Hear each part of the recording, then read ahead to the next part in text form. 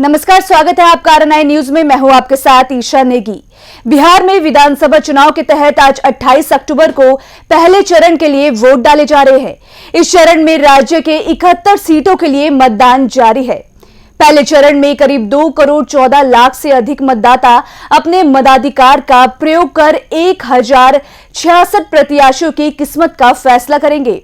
इनमें 114 महिला प्रत्याशी है जिनकी किस्मत दांव पर लगी है। कोरोना काल में चुनाव कराने का साहस दिखाकर बिहार पहले ही दुनिया भर में चर्चा का केंद्र बना है। ऐसे में चुनावी तैयारियों में कोरोना संक्रमण को लेकर भी खास इंतजाम किए गए हैं। बिहार की चुनावी जानकारियों के साथ हमारे साथ जुड़ रहे हैं संवाददाता कुश कुमार, जिनसे जानेंगे बिहार का चुनावी हालचाल।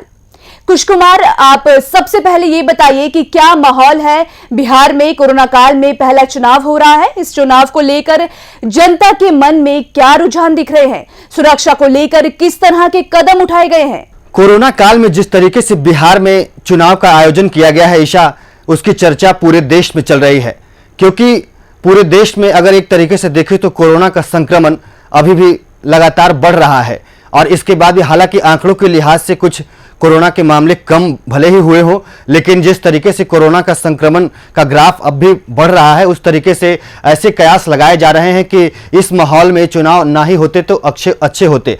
लेकिन अब क्योंकि सरकार और बिहार सरकार और केंद्र सरकार के साथ साथ चुनावी अधिकारियों ने भी मिलकर ये डिसीजन लिया है कि बिहार चुनाव को लेकर के तैयार है, तो इस बार के चुनाव में जनता के लिए भी कई किस्म के नए आयाम देखने को मिल रहे हैं, जिसमें एक तरफ तो अगर नेताओं के लिहाज से समझे तो उनका जो चुनावी प्रचार प्रसार का दायरा था उसको एक तरीके से समेट लिया गया है। वहीं जनता के लिहाज से भी वोटिंग के लिए चुनाव आयोग ने कई तरह की तैयारियां की हैं, जिनमें खास तौर पर कुछ ऐसी तैयारियां भी हैं जो इस बरस पहली बार देखने को मिलेंगी। तो अगर हम कोरोना काल में चुनाव के बीच तैयारियों की बात करें तो इनमें सबसे प्रमुख तैयारी ये है कि सभी मतदान केंद्रों पर मतदाताओं के लिए अलग अलग तरीके के इंतजाम किए गए हैं। जैसे कि अगर कोई मतदाता कोरोना संक्रमित है तो उसके लिए मतदान के जो आखिरी के 1 या 2 घंटे होंगे उस दरमियान उनको मतदान कराया जाएगा। अब अगर एक सामान्य मतदाता की बात करें जो कि कोरोना संक्रमण से अपने आप को अब तक दूर रखे हुए हैं और वो मतदान करने पहुंचे हैं, तो उनके लिए भी कई किस्म के गाइडलाइंस तैयार किए गए हैं जिसका अनुपालन करना अनिवार्य होगा। जैसे कि अगर हम बात करें तो मतदाताओं के लिए सभी मतदान केंद्रों पर लंबी लाइनों की व्यवस्था की गई है। उनको एक मतदान केंद्र पर गोल घेरे में खड़ा किया जाएगा। वहीं अगर इनकी लाइन जो अगर ज़्यादा लाइन लंबी होती है तो इनके लिए बैठने की व्यवस्था भी वहाँ की गई है ताकि ये बैठकर आराम कर सकें। उसके बाद जब इनकी बारी आए तब ये मतदान के लिए आगे बढ़ें। तो इस तरीके से इसके अलावा और भी कई तरीके के इंतजाम हैं जो मतदान केंद्रों पर आपको देखने को मिलेंगे, जैसे हैंड वॉश की सुविधा हो या फिर सैनिटाइजर की व्यवस्था हो, मास्क की व्यवस्था हो, और कई किस्म के जागरूकता अभियान भी फैलाए जा रहे हैं अलग अलग मतदान केंद्रों पर, जिसमें मतदाताओं को कोरोना से बचने के लेकर के जागरूक किया जा रहा है। इसके साथ साथ उन्हें और भी जानकारियां दी जा रही है कि किस तरीके से वो भीड़ भाड़ से बचते हुए मतदान करें, क्योंकि मताधिकार तो सभी लोगों का ये मौलिक अधिकार है कि उनको मतदान करना है। तो मतदान तो करना ही है चाहे मामला जो भी हो, क्योंकि चुनाव आयोग ने जो मतदान कराने का जो फैसला लिया है उसमें शामिल होते हुए लोगों को मतदान तो करना ही है। लेकिन अब इस मतदान में मतदाताओं को ध्यान देने की ज़रूरत यह है कि वो पूरी तरीके से अपने आप को सुरक्षित रखें, क्योंकि जब वो मतदान करने बाहर निकलेंगे तो जाहिर तौर पर उनका लोगों से मिलना जुलना होगा, कई लोगों से वो मिले जुलेंगे। इसके बाद वो मतदान के बाद जब अपने घर जाएंगे तो उनका परिवार भी उनके साथ होगा। इसलिए मतदान केंद्र तक जाने वाले सभी मतदाताओं से एक अपील है कि वो मतदान केंद्र पर जाएं तो अपनी सुरक्षा का खास ख्याल रखें और लोगों से दूरी बना करके रखें। मतदान करने के बाद यहाँ वहाँ बैठने की जगह सीधे अपने घर पहुँचे। कोरोना के लिहाज से जो गाइडलाइंस जारी किए गए हैं उसके अनुसार पालन करते हुए वो अपने घर में वापस लौटें और भीड़ भाड़ के इलाकों में बचें। तो अभी आपने कोरोना काल में हो रहे चुनाव में जनता का रुझान और सुरक्षा इंतजामों के बारे में जाना। आइए बिहार का सियासी समीकरण समझते हैं। देखिए ईशा, आपका प्रश्न काफी बेहतरीन है कि 2015 के लिहाज से अगर हम 2020 के विधानसभा चुनाव को देखें तो इसमें क्या क्या परिवर्तन देखने को मिलेंगे। तो इसमें काफी परिवर्तन है। अगर हम इसको चुनावी बिहार के सियासी गणित के हिसाब से समझे तो बिहार जो बिहार का जो चुनावी प्रक्रिया है, बिहार के जो चुनावी परिणाम है, वो न सिर्फ बिहार के लिए बल्कि केंद्र यानी दिल्ली की राजनीति में भी खासा गहरा असर छोड़ता है। तो इसलिए यूपी और बिहार ये दो ऐसे प्रदेश हैं देश के जिनका सियासी समीकरण सीधे देश की राजनीति को प्रभावित करता है।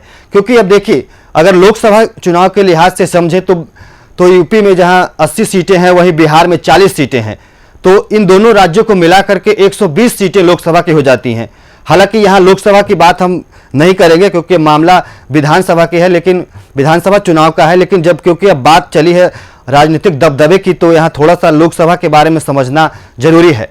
क्योंकि 120 सीटें जब दो राज्यों से निकलती हैं तो इनका दबदबा सेंटर में ज़्यादा अधिक हो जाता है। और इसी लिहाज से लोकसभा सीटों के लिहाज से ही यूपी और बिहार की विधानसभा चुनाव का भी जो समीकरण है वो देश के लिए काफ़ी अहम माना जाता है।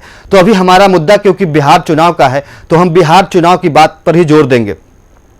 बिहार चुनाव को ऐसे समझिए कि 2015 का जब चुनाव हो रहा था तो उस समय इस समय के नीतीश कुमार की जेडीयू और मुखर विरोधी आरजेडी जो है वो दोनों एक साथ थे। यानी कि बीजेपी से उनका नाता अलग था, बीजेपी अलग थी जेडीयू के साथ, एनडीए में बीजेपी नहीं, माफ कीजिएगा, एनडीए में जेडीयू नहीं थी। तो उस समय 2015 में जेडीयू से अलग होकर के, एनडीए से अलग होकर के जेडीयू ने आरजेडी के साथ मिलकर के चुनाव लड़ा था और दोनों ही दलों ने बेहतर प्रदर्शन करते हुए सरकार भी कायम किए थे, सरकार बनाने में सफलता भी हासिल की थी। लेकिन जिस तरीके से कुछ ही सरकार बनाने के कुछ ही महीने के बाद इन दोनों दलों के बीच में आपसी खटपट तेज हुई और इसका नतीजा ये हुआ कि कुछ महीने के बाद ही इनके सरकार का इंतकाल हो गया। हालांकि जब सरकार बनती है लोकतंत्र में तो उसको 5 साल चलाने का उनके पास अधिकार होता है, लेकिन अलग अलग कारणों से सरकार गिरने का इतिहास भी बिहार और देश की राजनीति में कई बार देखने को मिला है।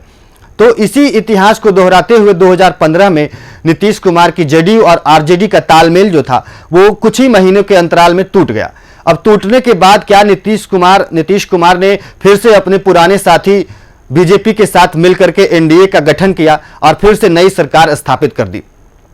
नई सरकार स्थापित करने के बाद नीतीश कुमार और बीजेपी के सहयोग से कुछ एनडीए के और दल रहे जिनके मेलजोल से नीतीश कुमार अब तक मुख्यमंत्री बने रहे।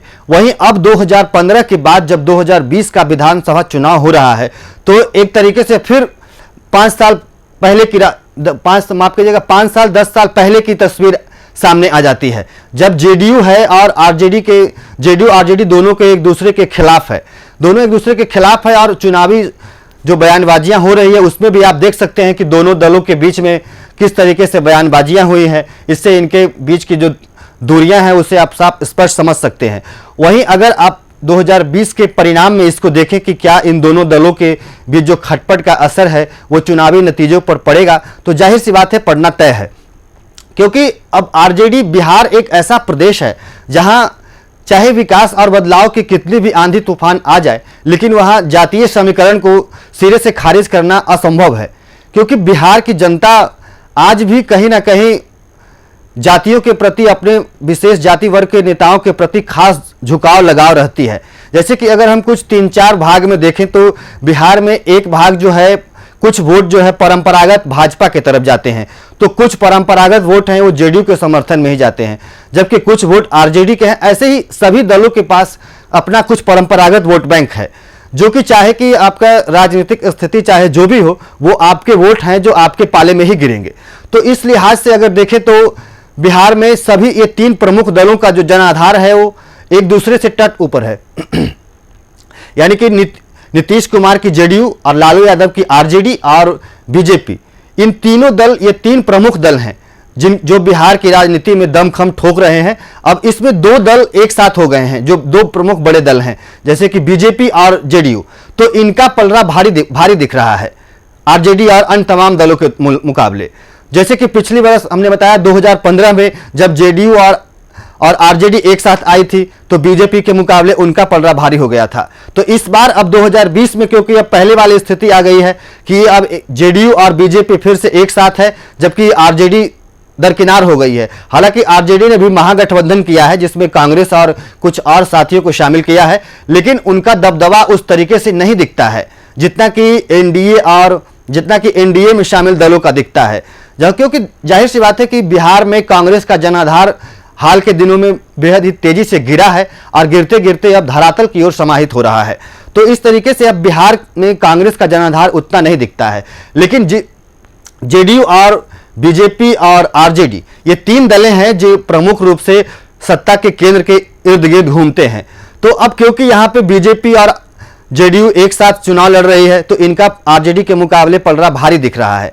अब इसलिए ऐसे कयास लगाए जा रहे हैं कि चाहे बिहार का राजनीतिक समीकरण जो भी फेरबदल हुआ हो, लेकिन नीतीश कुमार की वापसी एक बार तय है। लेकिन इधर दूसरी तरफ जिस तरीके से आरजेडी लालू प्रसाद यादव के बेटे तेजस्वी यादव ने अपने नेतृत्व में पार्टी को एक नई जान देने की कोशिश की है और जिस तरीके से वो इस 2020 के चुनावी कैंपेन में अपने विरोधियों पर निशाना साध रहे हैं और अपने आप को मुख्यमंत्री उम्मीदवार के तौर पर पेश करके जो मैसेज देना चाह रहे हैं, उसने काफ़ी जनता के मूड को बदलने का काम किया है।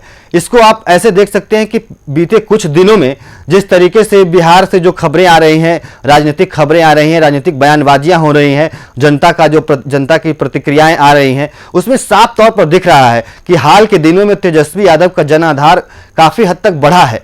तो ऐसे में ऐसे कयास लगाए जा रहे हैं कि 2020 का विधानसभा चुनाव नीतीश कुमार के लिए परेशानी का सबब बन सकता है। इसको आप ऐसे भी समझ सकते हैं कि नीतीश कुमार, हाल ही में एक बयान आया है जिसमें नीतीश कुमार लालू यादव पर पारिवारिक हमला बोल रहे हैं, निजी हमला बोल रहे हैं, उनकी पत्नी और बच्चों को लेकर के निशाना साध रहे हैं। तो ऐसे बयानों से आपको हो सकता है कि कुछ थोड़ा बहुत आप चुनावी मैदान में तालियां बटोर लें, लेकिन अंतोगत्वा आपको इसके परिणाम चुकाने पड़ते हैं। क्योंकि देखिए, बिहार की जनता हो सकती है थोड़ी नासमझ हो, जो बयानबाजियों के बहकावे में आकर के अपना फैसला लेती है, लेकिन फिर भी एक बिहार का एक बड़ा तबका ऐसा है जो इन नेताओं के बयानबाजियों पर गौर फरमाता है और अपने किसी नतीजे पर पहुंचने से पहले सभी विषयों पर ध्यान देता है कि उनके लिए फायदा या नुकसान क्या है, क्या जिस नेता को वो वोट कर रहे हैं उनके लिए उसने कुछ काम किया है या नहीं किया है। तो इन तमाम चीज़ों को देखते हुए बिहार की जो राजनीति है वो इर्द गिर्द घूम रही है। अब देखिए, अब हम बात करते हैं बिहार चुनाव को, जो बिहार में जो मौजूदा प्रथम चरण का जो चुनाव हो रहा है। सबसे पहले मैं आपको बता दूं कि बिहार में चुनाव आयोग ने बिहार की 243 विधानसभा सीटों पर चुनाव कराने के लिए आयोग ने इसको 3 भाग में बांटा है। पहले चरण में जहां 16 जिलों की 71 सीटों पर मतदान हो रहे हैं, वही दूसरे चरण में 3 नवंबर को और उसके बाद 7 नवंबर को तीसरे चरण में मतदान होंगे, जबकि 10 नवंबर को चुनावी परिणाम घोषित किए जाएंगे। तो 10 नवंबर को यानी कि नतीजा फाइनल आ जाएगा कि बिहार की गद्दी इस बार किसके हाथ आती है। लेकिन इससे पहले अगर हम बात करें तो बिहार में प्रथम चरण के चुनाव को लेकर के जहां कोरोना के दृष्टिकोण से चुनाव आयोग ने काफ़ी तैयारियां की हैं, वहीं पहले चरण में जो जिन विधानसभा क्षेत्रों में चुनाव हो रहे हैं उनमें से अधिकांश क्षेत्र नक्सल प्रभावित इलाके हैं, जहां पे चुनाव नक्सली अटैक का भी खतरा बढ़ता रहा है, लगातार बनता रहा है। हाल ही में गया के पास से कुछ नक्सलियों का प्लान किया गया, बॉम्ब भी बरामद किया गया था, जिसके बाद से सुरक्षा कर्मियों में काफ़ी अलर्ट हो गए हैं। और इस लिहाज से देखें तो बिहार में सुरक्षा के लिहाज से जो सभी मतदान केंद्रों पर काफ़ी पर्याप्त इंतजाम किए गए हैं हर जगहों पर। इसके अलावा हर लगभग सभी विधानसभा केंद्रों के मतदान केंद्रों पर जो है अर्धसैनिक बलों की तैनाती की गई है। ये अर्धसैनिक बल कुछ जमीन पर भी तैनात हैं, जबकि कुछ हेलीकॉप्टर के द्वारा चुनावी गतिविधियों पर निगरानी रख रहे हैं। इसके अलावा और कई किस्म के सुरक्षा इंतजाम किए गए हैं, जिसके तहत ये चुनाव आयोग ने ये तय किया है कि शांतिपूर्ण तरीके से मतदान कराया जाए। अब इसके अलावा अगर हम बात करें कि प्रथम चरण में किन किन नेताओं की किस्मत दांव पर लगी है, तो मैं बता दूं कि इस चरण में बिहार सरकार के मौजूदा 8 मंत्रियों की किस्मत दांव पर लगी हुई है, जिनमें शिक्षा मंत्री, कृषि मंत्री समेत अन्य कई विभागों के बड़े मंत्री शामिल हैं, जिनका बिहार की राजनीति में अपना एक खास दबदबा रहा है। वहीं इस चुनाव में भी उनको अपनी ये जो है शक्ति का प्रदर्शन और बचाने की जो चुनौती है वो उसे निभा रहे हैं। इसके अलावा अगर हम बात करें पूर्व मंत्रियों की, तो पूर्व मुख्यमंत्री जीतन राम मांझी की भी किस्मत दांव पर लगी हुई है, जो इस बार विधानसभा चुनाव में अपनी किस्मत आजमा रहे हैं और वो इस बार फिर से अपने पुराने साथी को छोड़ करके पुराने साथी के पास आ गए हैं। जैसे कि जैसे कि पहले जीतन राम मांझी भी एनडीए का हिस्सा हुआ करते थे, लेकिन कुछ समय बाद इन दोनों के बीच भी खटपट हुई और उन्होंने आरजेडी के हिस्से में, आरजेडी के तरफ जो महागठबंधन बनी है उसमें शामिल हो गए थे। उसके बाद अब एक बार फिर से जीतन राम मांझी ने एनडीए का रुख किया है, जिसके बाद से करीब उन्हें 7 सीटें मिली है, जिस पर वो इस चुनाव में अपना दमखम ठोक रहे हैं। तो इस लिहाज से इस प्रथम चरण का जो चुनाव है वो 8 मंत्री और कई पूर्व मंत्रियों के साथ बहुत ही बड़ा दायरा समेटे हुए है। अभी के लिए मेरे साथ फिलहाल इतना ही। आप बने रहिए RNI न्यूज के साथ।